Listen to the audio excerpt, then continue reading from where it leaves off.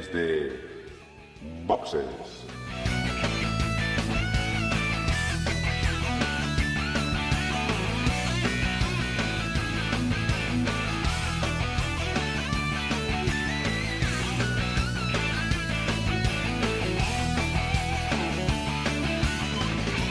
Muy buenas y bienvenidos a un nuevo podcast, un nuevo episodio de Desde Boxes Podcast, un podcast hecho por y para aficionados a la Fórmula 1.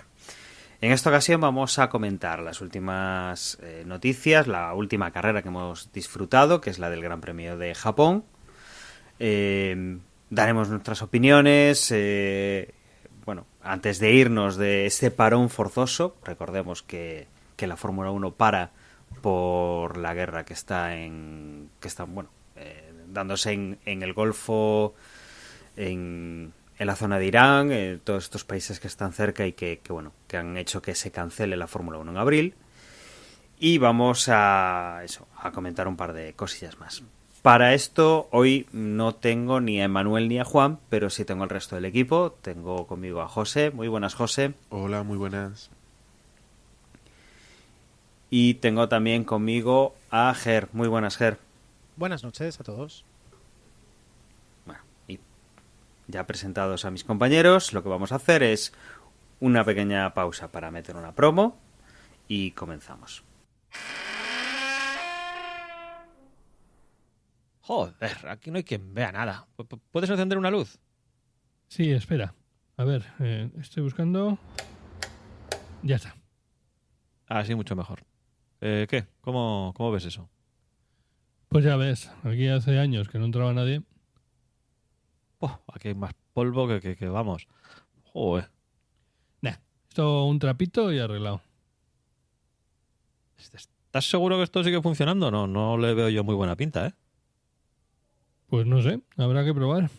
A ver, hay que pulsar el botón de grabar. 3, 2, 1...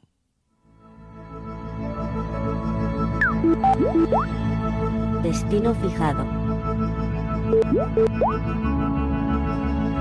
Estableciendo ruta.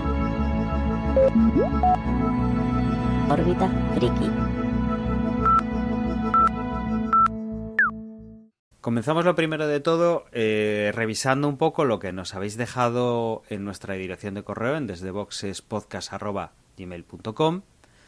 Y tenemos, un audio correo de Sebastián que, nos comentaba que él sí que estaba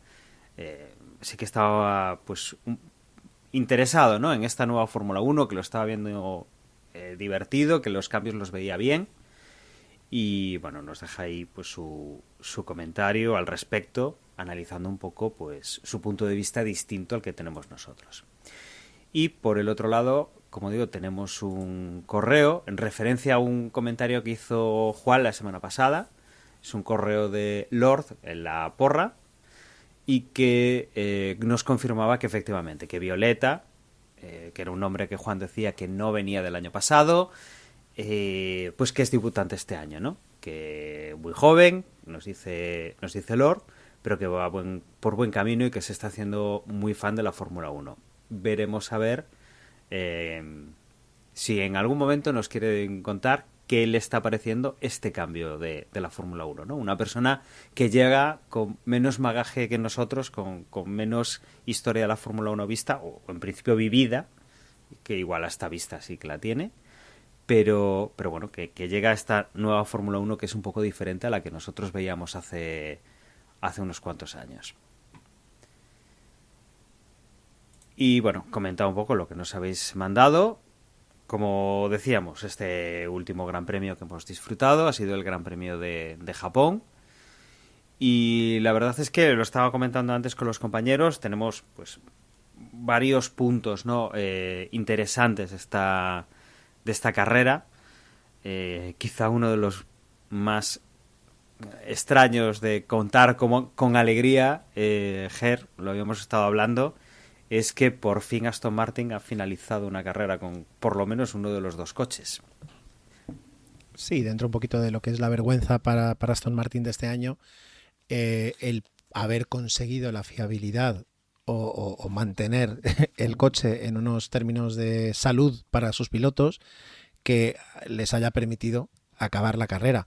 Se supone que eso les tiene que dar información. Bueno, lo hablamos en el último podcast. Yo creo que información ya tienen de sobra, que ya tienen muy, muy localizados los problemas y que ahora lo que falta es agilidad para desarrollar, probar, comprobar y repetir ese ciclo de mejora hasta tener algo con lo que poder competir. Ya no decimos ganar, ya no hablamos de podios o de puntos, pero al menos poder competir de una forma digna.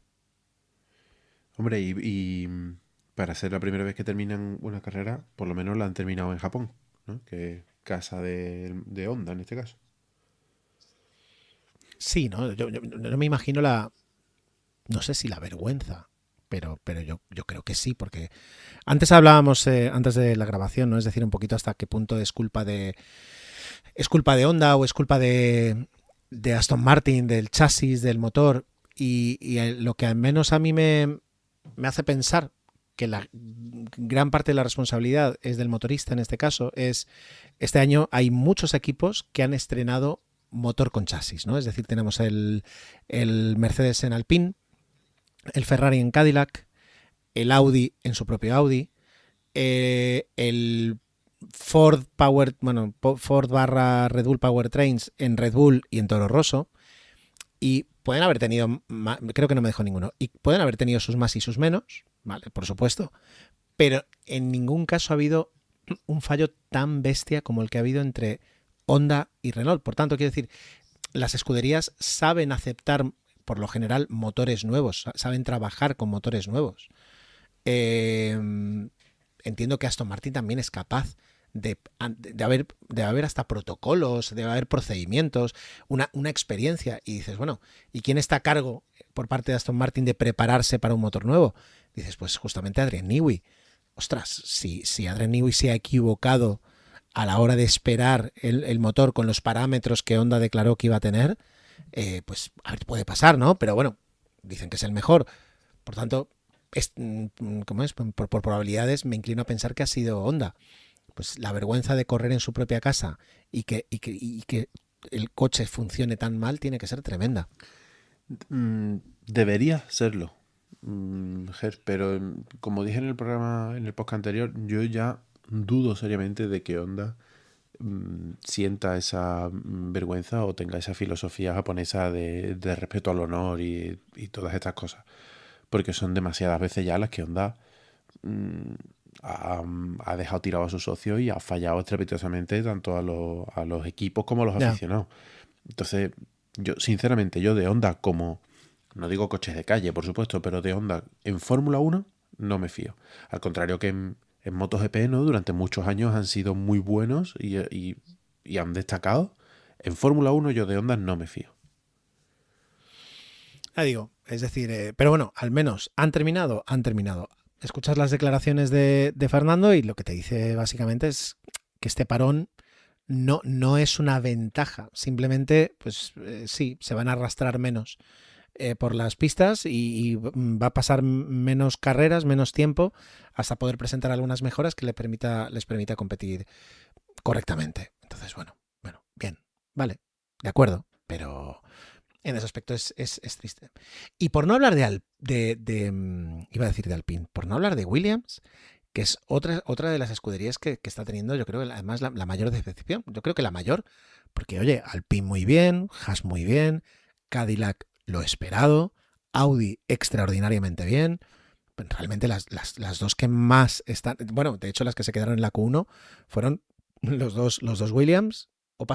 No, Carlos pasó a la Q2. Carlos, si no voy, pasó a la Q2. Pero prácticamente, pues eso, un Williams, dos Cadillac y dos Aston Martin. A Cadillac se le perdona todo, evidentemente, demasiado bien van. Pero lo de ¿cómo se llama? Perdón, se me volvió a ir. Lo de Williams, todo el año preparando el coche de este año con un motor que es el mejor motor y que se arrastre, es terrible. En ese aspecto es terrible. Ya no porque tengan pilotos españoles, pero es que es lamentable.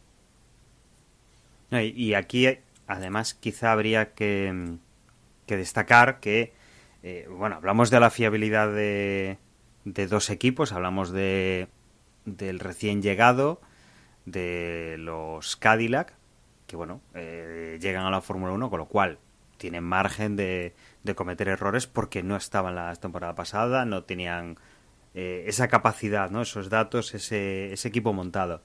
Hablamos de la fiabilidad de Aston Martin, pero bueno, una buena noticia ya a nivel general ya es que si la primera carrera perdimos 5 coches, la segunda perdimos 7 coches.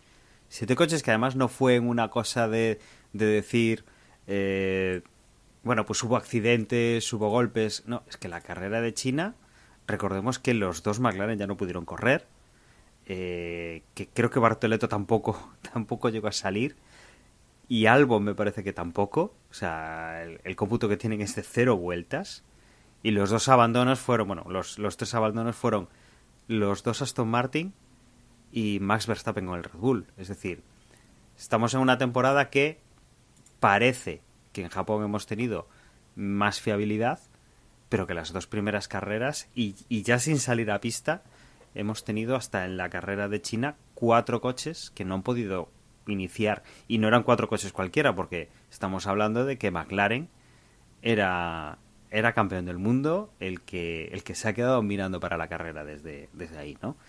Es una temporada nueva, hay cambios, hay muchas cosas diferentes, y esperemos que el parón, ya no solo pensando en la clave de Aston Martin, porque bueno, somos fans de Fernando Alonso y nos gustaría que pudiera disfrutar estas últimas temporadas, o esta última temporada, porque ya se dice de todo, la Fórmula 1, ¿no? Pero desde luego esperemos que este parón para todo el mundo sirva para que no nos vuelva a pasar lo de China, que no volvamos a tener problemas como en Australia, que los abandonos por lo menos, oye, pues sean exprimiendo el coche, que no haya alguien que no pueda empezar, que si hay un abandono pues sea por un golpe, un accidente, una salida, que no, obviamente que no sea grave, ¿no? Pero bueno, que tengamos carrera, que tengamos los coches rodando, porque desde luego que abandonen 7 coches y 4 ya lo hagan nada más empezar, en una carrera que no es accidentada, porque además los otros 3 se fueron también por temas mecánicos, no sé, es un poco peliagudo para lo que es la Fórmula 1, ¿no?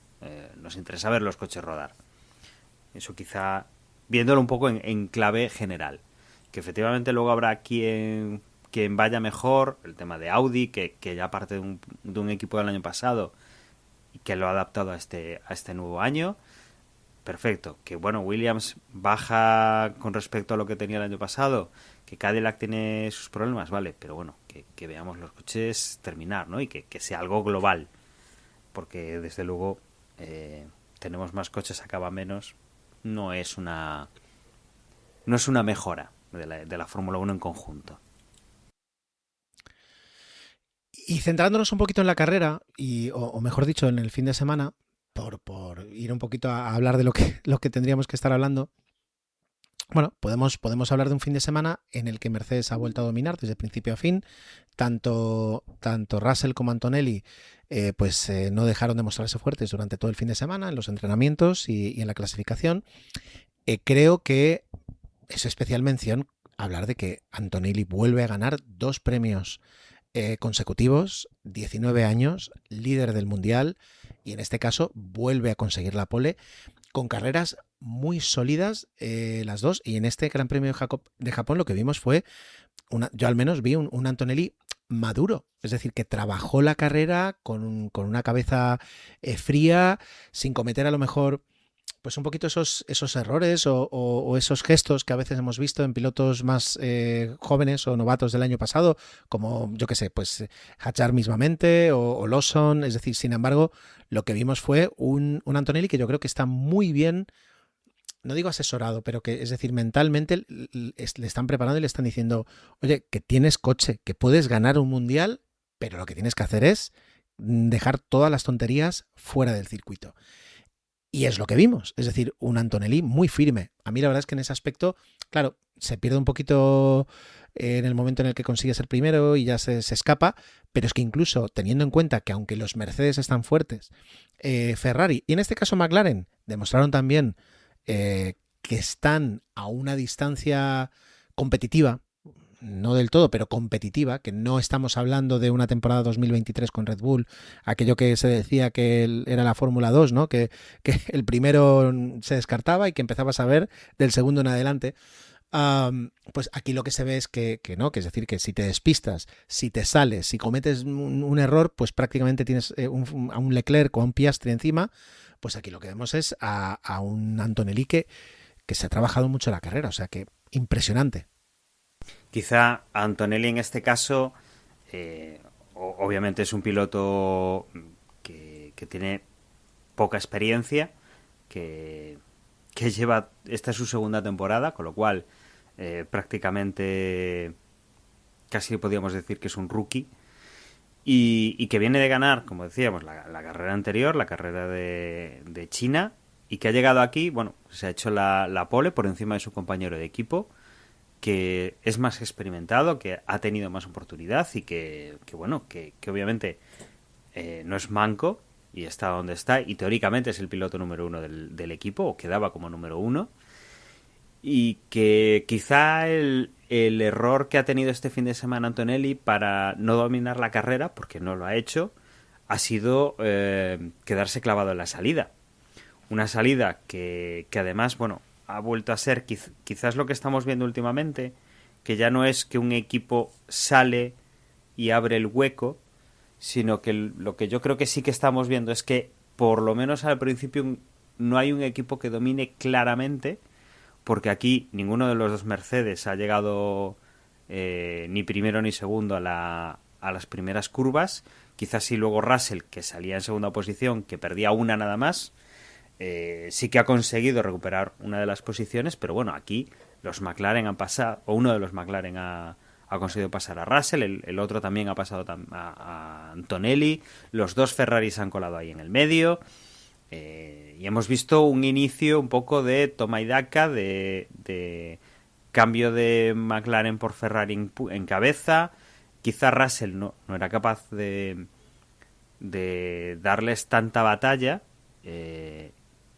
pero bueno, Antonelli ha tenido que recuperar todas esas posiciones que ha perdido de golpe, ¿no? Quizá cosas de novato, de primerizo, porque el año pasado era rookie porque era su primera vez en Fórmula 1 y este año vuelve, entre comillas, a ser rookie, en el sentido de que pues el coche será completamente distinto, tiene otras cosas que el año pasado no había visto, ¿no? Le va a pasar a todos los pilotos, obviamente, es su primera vez en un cambio de este cambio de normativa, pero bueno, hay algunos que ya llevan varias normativas, que ya han visto muchas cosas distintas, y el caso de Antonelli, bueno, pues es destacable, ¿no? Después la capacidad para recuperar esas posiciones que su compañero de equipo no lo fue, ¿no? Quizá yo creo que es lo más destacable de la carrera de Antonelli de este fin de semana, ¿no? El ser capaz de leer bien la carrera, además de tener la suerte, porque Russell también se quejaba un poco, ¿no? De esa mala suerte de entrar en la vuelta justo antes de que saliese el coche de seguridad, con lo cual, bueno, pues se vio un poco penalizado ahí en esa estrategia que no puedes adelantar, ¿no? Que salga un coche de seguridad. Puedes preverlo, puedes intentar esperarlo, pero bueno, en algún momento te toca y que te salga después es algo que le ha pasado a muchos pilotos a lo largo de la historia de la Fórmula 1. Pero bueno, un buen gran premio de Antonelli, sí. Bueno, es que para mí es que para mí el safety car ha sido totalmente clave en esta carrera. Si no es por el safety car, la carrera de Antonelli se hubiese resumido en el fallo en la salida. Entonces, desde luego, el piloto más joven de la historia en conseguir 2 victorias de Gran Premio, totalmente prometedor. De momento parece que por encima de Russell en el equipo, y el equipo además que por lo poco que llevamos es el favorito. O sea, no le quiero quitar ningún mérito. Pero es que hace una salida muy mala, y no sé si es culpa suya o es del coche, porque Russell tampoco hace una salida buena, y lo recupera gracias al safety car. Es que si no es por el safety car, no estaríamos hablando de él. Bueno, pero qué decir, eso ha aprovechado una circunstancia de carrera. O sea, no es que haya tenido más suerte que los demás, es decir, ha aprovechado correctamente la circunstancia. Bueno, pero ha tenido la suerte de que sus mayores rivales por la victoria habían parado una vuelta antes. Y él se encuentra con con un pit stop de 10 o 12 segundos menos Correcto, que los correcto. demás. Pero que otros pilotos en situaciones similares no han aprovechado bien o han tenido nervios, que decir, en ese aspecto. O sea, yo no estoy diciendo que se ha currado una victoria, pero o sea, ha aprovechado, no se ha equivocado, no ha desaprovechado. Es decir, en ese aspecto es lo que, si hubiera ganado Fernando Alonso, no estaríamos diciendo, bueno, es que ha tenido suerte. Ha tenido suerte, le ha venido de cara, pero en ese aspecto ha sabido jugar bien sus cartas. Entonces, para mí sigue siendo muy fiable. Y el tema de la salida de los Mercedes, aquí lo que estamos viendo, claro, es decir, esta nueva normativa, entre todos los desastres, para mí esto no es un desastre per se, es la diferencia yo no sé si es en el mapeado, en el diseño, en el turbo, en lo que sea, la diferencia de las salidas. Es decir, Verstappen y Hadjar creo que hizo otra salida mala, puede ser, si no voy mal, perdió posiciones. No, o a lo mejor estoy hablando mal, pero bueno, Verstappen, que es una persona que no le puedes pensar normalmente que se vaya a equivocar en las salidas, vuelve a salir mal, los dos Mercedes salen mal, los dos Ferraris vuelven a salir bien. En este caso, los McLaren aprovechan bastante. Quiero decir, hay una diferencia tan grande en las salidas que, oye, bueno, justamente dentro de todo lo malo, pues esto yo supongo que en unas carreras lo tendrán súper resuelto y no habrá ningún problema, pero de momento nos está dando un poquito más de jugo.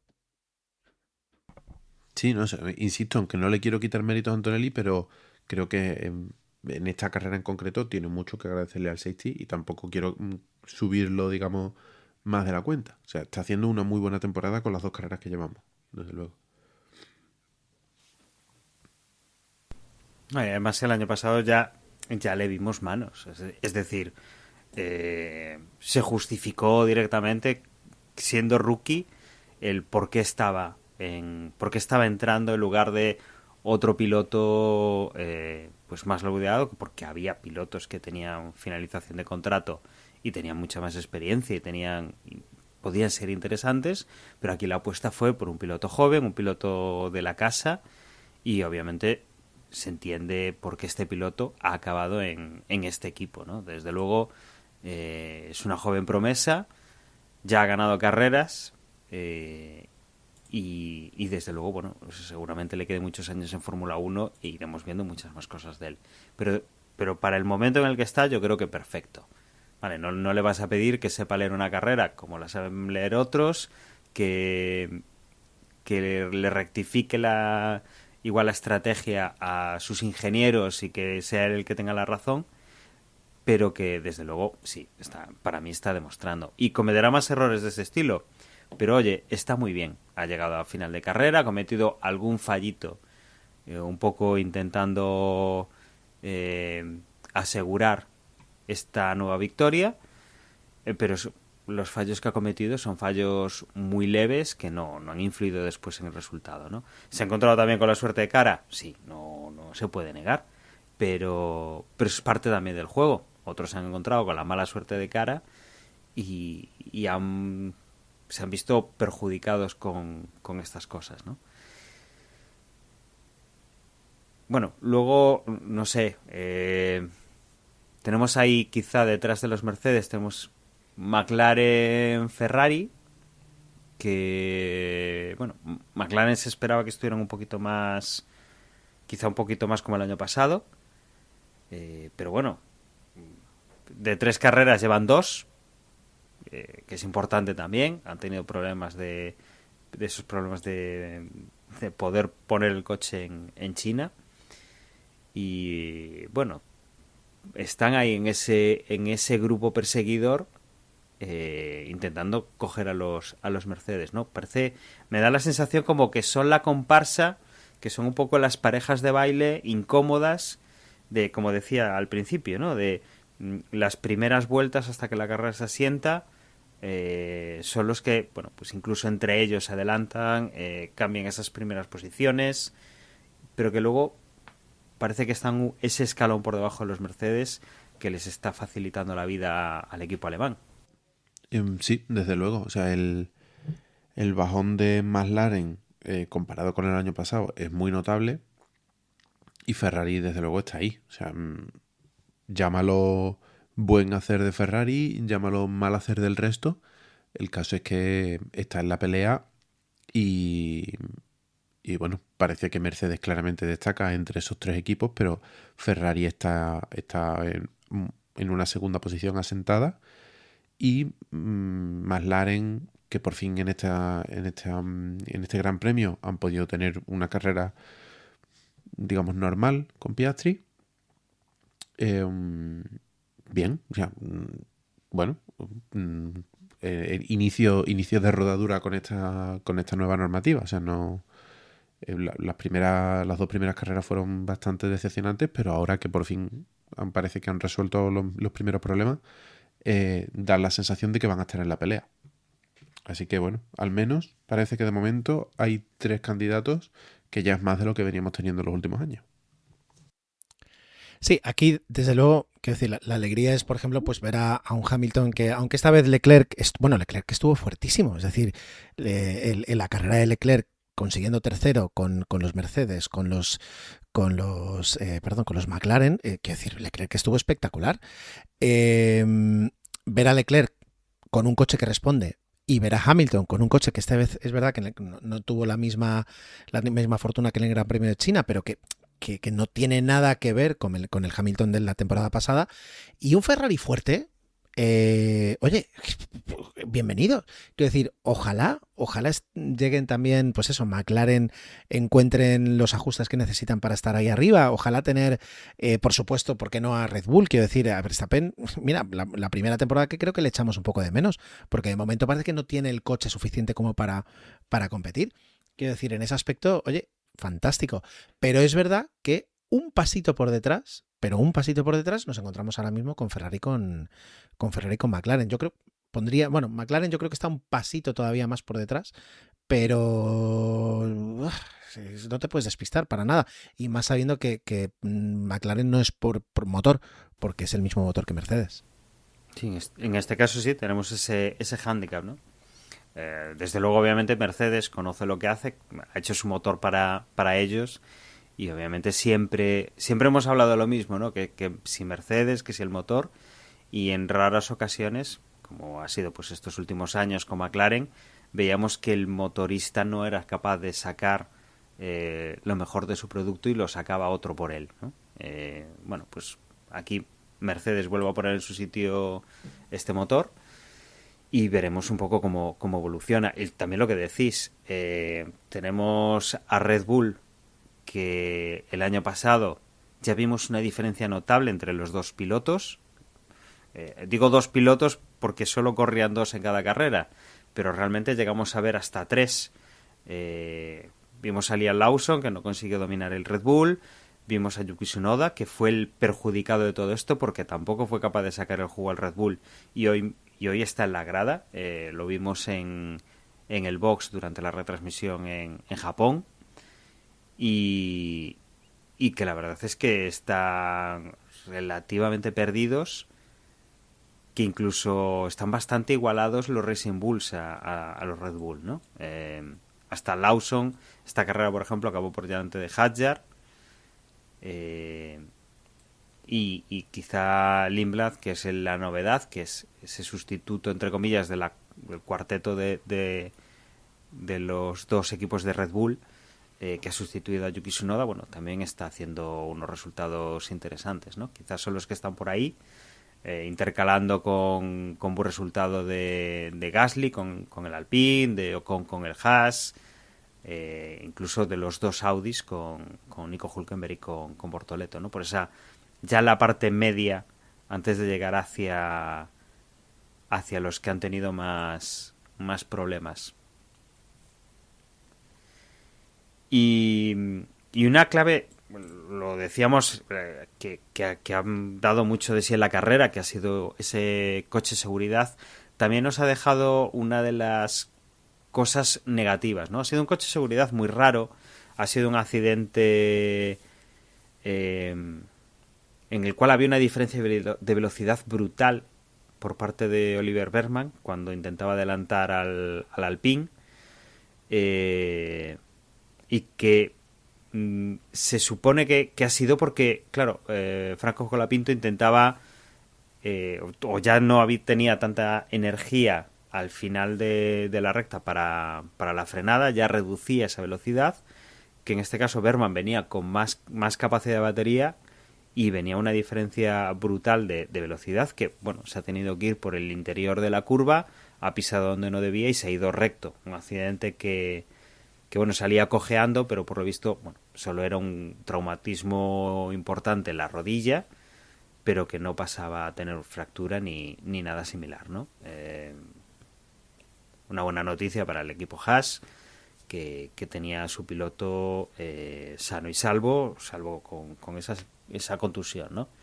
Pero es algo que llevamos viendo estas 3 carreras, ese quedarse sin capacidad del coche prácticamente cuando están llegando a final de recta, cuando van a encarar la curva, y que en este caso, bueno, pues parece que ha propiciado, ¿no? que este accidente con semejantes diferencias de velocidad se produjese, ¿no? No sé qué os parece, si veremos más de esto, si es tan problemático como se está empezando a decir que vamos a ver. ¿Qué os parece a vosotros? Se ha hablado muchísimo y yo creo que si algo se puede decir que ha tenido positivo este accidente es que ya el debate de los errores a la hora de especificar esta nueva Fórmula 1 ya ha llegado a todos sitios. Y lo que se está viendo es que es una normativa que no solo va a causar accidentes, porque ya los ha causado, sino que puede provocar desgracias personales, ¿vale? Hablaban de que el golpe de Berman había conseguido, o sea, había llegado a las 50 Gs, que es una barbaridad. 50 Gs además laterales, es una barbaridad. Y Carlos Sainz dice, y esto es un circuito que tiene escapatoria. Dice, imaginaos que hablamos de Las Vegas, de Miami, de Bakú. Dice, ¿qué pasaría en ese momento? Luego yo he visto una disparidad de datos porque en algunos sitios decían que entre Berman y Colapinto había una diferencia de 30 km por hora y en otros sitios he visto hasta 90 km por hora. Claro, es muy complicado.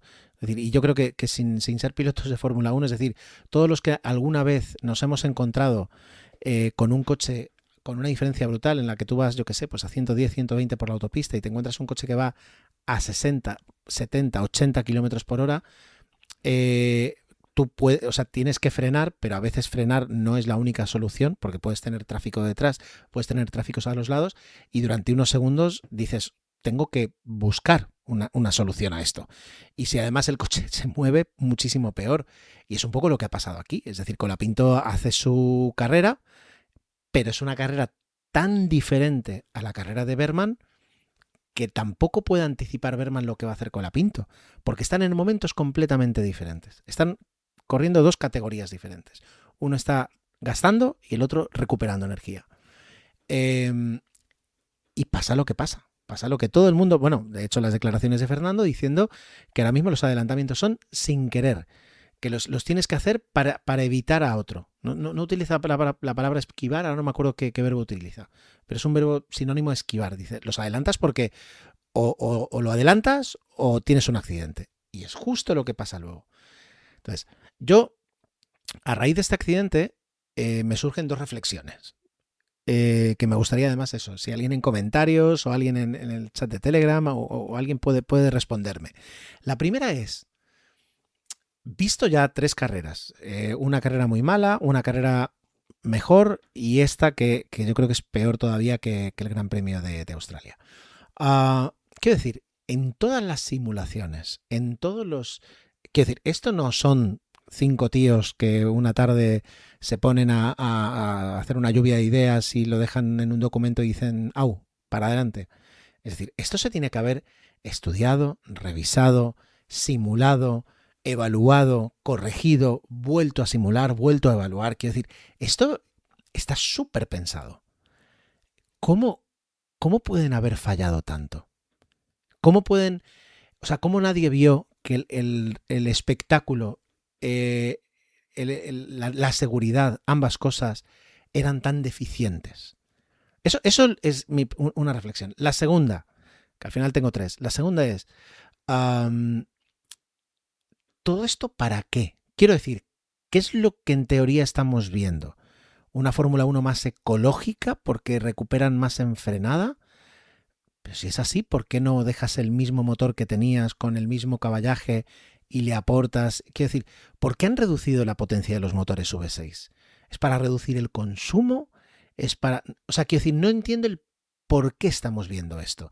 Cuando llegaron, en 2014, cuando llegaron el KERS y los motores, la primera vibración, decían eso, es decir, pues de esta forma, es decir, quitamos los repostajes, ya los habían quitado, ¿no? Pero es decir, vamos a aprovechar energía de la frenada. En teoría, pues el mundo de la automoción va hacia unos motores híbridos y aquí, pues como en teoría esto es un laboratorio también, bueno, se podía entender, ¿no? Pero ¿cuál es el motivo de todo este? Si además luego para una categoría donde se corre gestionando la energía tienes la Fórmula E. No lo entiendo. Y luego, como tercera reflexión, que esta yo creo que no necesita respuesta, digamos, de nadie, pero que sí hago es, yo que ahora justo desde hace menos de un mes tengo un coche eléctrico, me he comprado un coche eléctrico 100% eléctrico. Yo no voy a ir por ahí, ¿cómo es? Evangelizando sobre las ventajas y las bonanzas de la movilidad eléctrica, pero el cambio hacia una movilidad eléctrica tiene tanto defensores como se dice, como críticos, como personas muy críticas. A veces con argumentos más sólidos, otras veces con argumentos más peregrinos. Pero si lo que de alguna forma querían las escuderías, las marcas, el mundo del automovilismo era promover o acercar al gran público con la movilidad eléctrica, están consiguiendo exactamente lo contrario. O sea, es decir, palabras como gestión, energía, batería, recarga, regeneración, en la Fórmula 1 están adquiriendo una connotación negativa horrorosa y debo decir como aficionado de la Fórmula 1 que bien merecida en esa categoría. Entonces, como diría, lo voy a resumir, como diría Mourinho, y es ¿por qué? ¿Por qué? No, desde luego hemos hablado siempre eso, del laboratorio, de la Fórmula 1, de esto después va a ir a calle y al final pues estamos viendo que hay muchos detalles en los que la calle ha venido de la Fórmula 1. Hemos hablado ya en su momento de cada vez que hemos ido haciendo un downsizing de los motores, nos hemos ido acercando a la calle. Porque durante los últimos años muchos de los coches que hemos tenido en gasolina, por ejemplo, nos hemos pasado a motores más pequeños, turboalimentados, y básicamente lo que ha hecho la Fórmula 1 es seguir esa parte comercial. No sé, es una cosa un poco extraña. Vale, bien, añadimos ciertos cambios, quitamos por seguridad los repostajes, pero sí, nos hemos ido hacia algo menor, hacia algo diferente, que los coches es que indican que están ahorrando. Entonces, claro, estamos buscando pues ver correr coches de una manera y aquí estamos teniendo pues una manera diferente de correr. Estamos acercándonos a igual a la experiencia, no tanto como podría ser la Fórmula E, porque obviamente no se quedan sin gasolina o sin batería y no pueden andar, pero nos vamos hacia una Fórmula 1 bastante distinta. Como decía, ¿no? Parece que hay momentos en los que sí que semeja que es peligroso esa diferencia de velocidad, que no estás preparado. Por más luces que pongas al final, vale, tú vas a saco, porque cuando te has lanzado a saco, ese coche iba dándolo todo. Pero de repente él corta, hay una diferencia brutal de velocidad, tú vas más pasado de lo que deberías, no has buscado bien, o incluso todo lo contrario, has previsto que él perdiese capacidad antes de lo que lo ha perdido, y cuando llegas al final de la curva vas pasadísimo y te ocurre este accidente que además es que ha sido bastante impresionante por la velocidad a la que ha ido recto a la curva. Al final el coche se ha ladeado y no se ha frenado básicamente porque, como ha ido dando saltos por encima de la grava, ha ido frenando pues cada 2, 3, 4, 5 metros, que era el bote que daba el coche sobre la superficie, ¿no? En el aire el coche no frena prácticamente. Frena si va arrastrando por la grava. Con lo cual, no sé, es algo que tendrán que darle vueltas. Lo que pasa es que, claro, siempre estábamos dando vueltas a, vale, pues por el año que viene quitamos esto, pero vamos a poner lo otro, pero vamos a añadir, pero vamos a quitar, pero vamos a hacer esto, modificamos. Jugamos mucho con las normas de la Fórmula 1. Tanto lo que es la propia normativa como lo que es la propia técnica. Y quizá hemos perdido hasta cierto punto la innovación que era la Fórmula 1. Jamás volveremos a ver que de repente alguien presenta un coche con 5 ruedas, con 6 ruedas, con los 2 ejes, con el giro en los 2 ejes. ¿Vale? No lo vamos a ver jamás. Porque raro es que se salgan de ese libro tan ajustado y que cada vez es más encorsetado de cara a las siguientes temporadas. Yo hay una cosa... quiero partir una lanza. A pesar de que no estoy 100% de acuerdo, pero quiero partir una lanza a favor de la normativa nueva y también quiero hacer un pequeño comentario acerca de esto de la innovación en la Fórmula 1. Y es cierto, como comentabais todos en el último podcast, que la Fórmula 1 ya no es ese laboratorio de experimentación de tecnologías que luego van a ir a la calle. También porque a día de hoy hay una normativa mucho más clara y mucho más estricta de lo que había hace 30 o 40 años. Entonces, sí, no va a haber coches con 5 ruedas. El alerón Macarena que ha inventado Ferrari seguramente no vaya nunca un coche de calle porque tiene poca utilidad. Pero sí que creo que desde el punto de vista normativo, y creo que es una ocasión desperdiciada porque no se está haciendo a día de hoy, pero creo que debería ser así, la FIA debería de buscar que los desarrollos técnicos que están haciendo los motoristas vayan buscando avanzar las tecnologías que ya existen a día de hoy en coches de calle. Y en este sentido, creo que la normativa actual tiene su razón de ser, porque el mundo del automovilismo va irremediablemente hacia la electrificación y no tiene sentido no reflejar eso en la máxima categoría del mundo del motor, pero también creo que se han quedado cortos. Se han quedado cortos y, claro, no pueden convertir la Fórmula 1 en Fórmula E de un día para otro, pero sí creo que la normativa o la tecnología de motores que hay ahora mismo en Fórmula 1 está, no sé si decir obsoleta, pero desde luego superada por coches que hay circulando por las carreteras. Entonces, se están dando de bruces ahora los Fórmula 1 con problemas que han sufrido los coches híbridos desde hace 10 o 12 años. Que si baterías pequeñas para las distancias que tienen que hacer, que si gestión de las autonomías o de baterías con muy poca capacidad o que se descargan muy rápido o que no tienen potencia justo cuando la necesita. Y no sé, creo que eso los propietarios de coches híbridos lo han sufrido en los últimos años y a día de hoy ya no pasa o pasa mucho menos en coches de calle. Entonces creo que la normativa de la FIA se ha quedado corta. Pero aún así, comparado con de dónde venimos, creo que es el camino correcto porque tienen que seguir dándole importancia a la parte eléctrica. Porque es algo que va a ocurrir, queramos o no queramos. Y lo comentábamos antes de empezar a grabar, que el accidente de este fin de semana y en general toda la polémica y que está habiendo con la nueva normativa y el roto que le está haciendo al espectáculo, y en eso estamos todos de acuerdo, tiene un efecto negativo y es que va a levantar, digamos, muchos demonios en contra de la electrificación de la flota automovilística que no son ciertos o que no son casos reales que ocurran luego en la calle. Entonces ahora le van a dar alas a muchos cuñados para que vengan a decir, no, ¿ves cómo los coches eléctricos son un desastre? Mira lo que pasa en Fórmula 1. Cuando la realidad, y aquí estamos él y yo para demostrar que no es así, es que claro, eso no nos pasa a nosotros en la calle.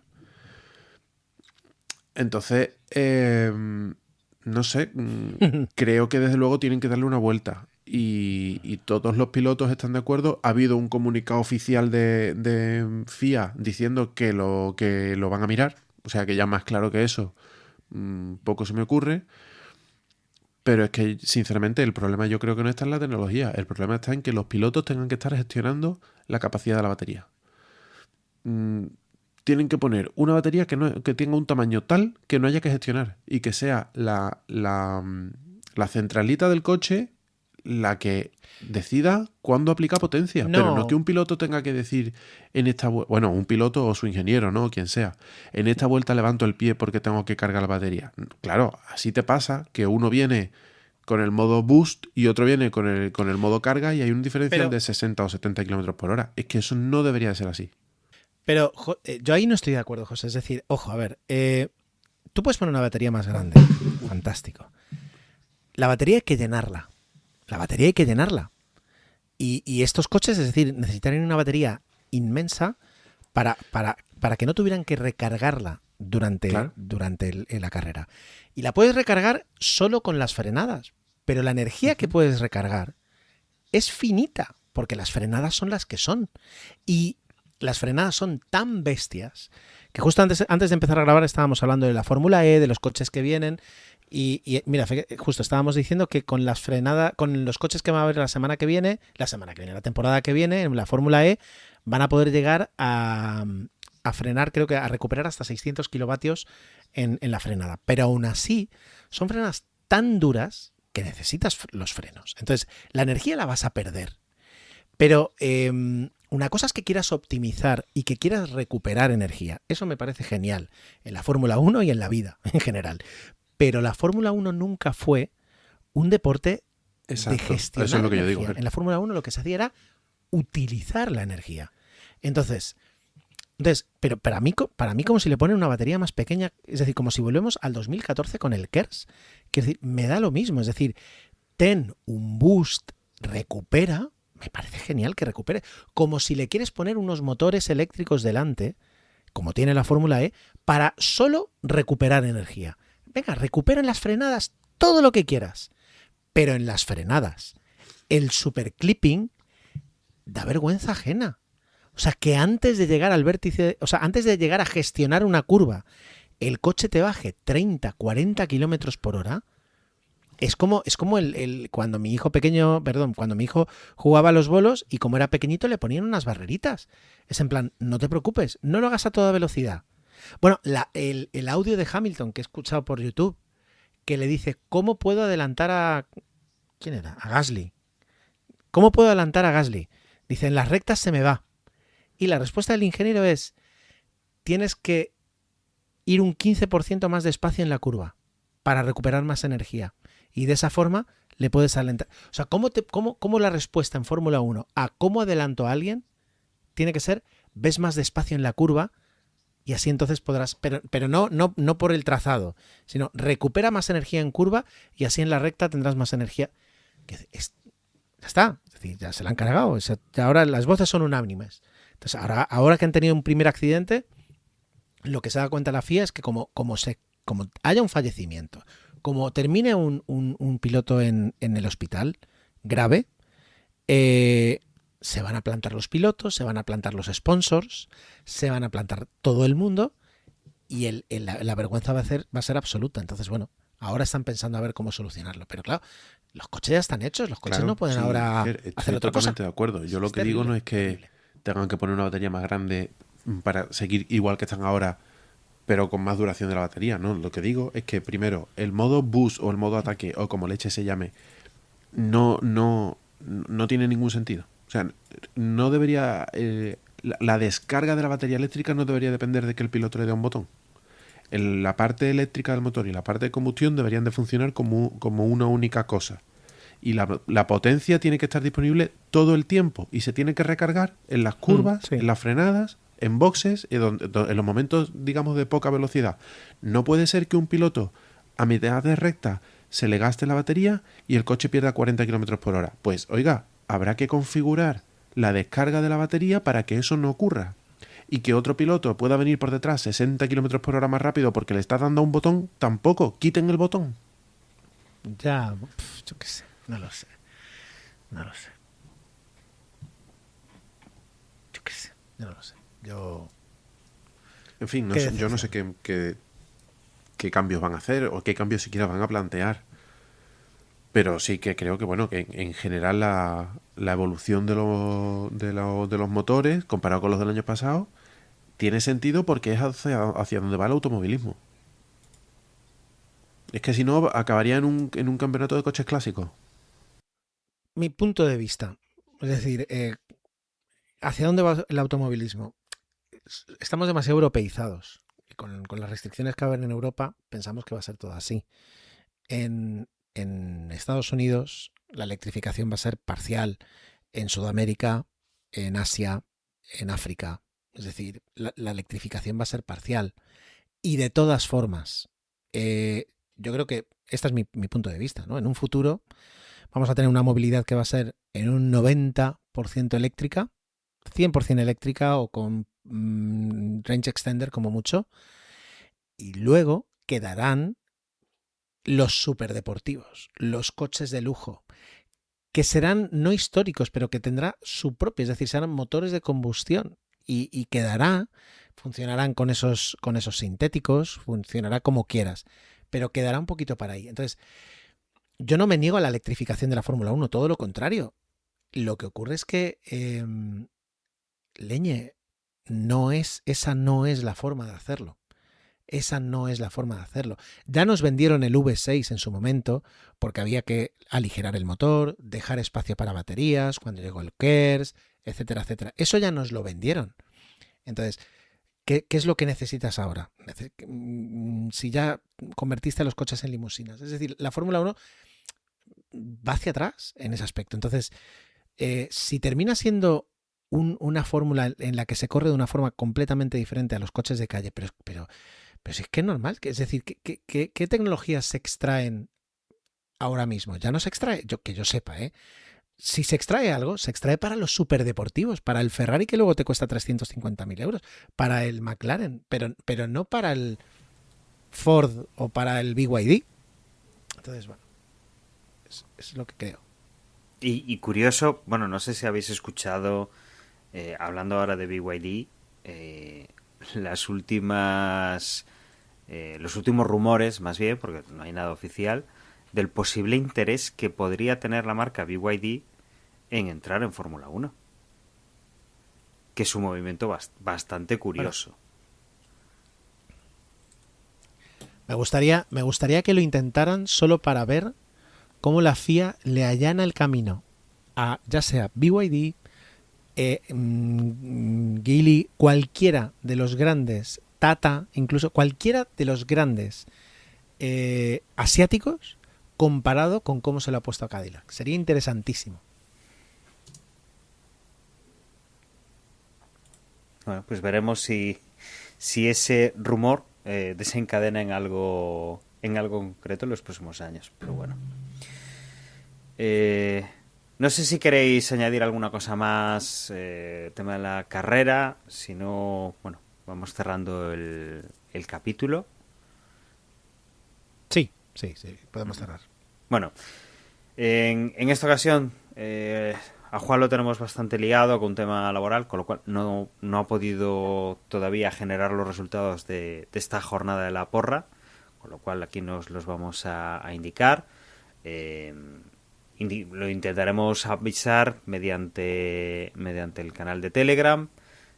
Posiblemente, bueno, los resultados también estarán disponibles en el momento que Juan los genere a través de la página web y ahí lo podréis ver.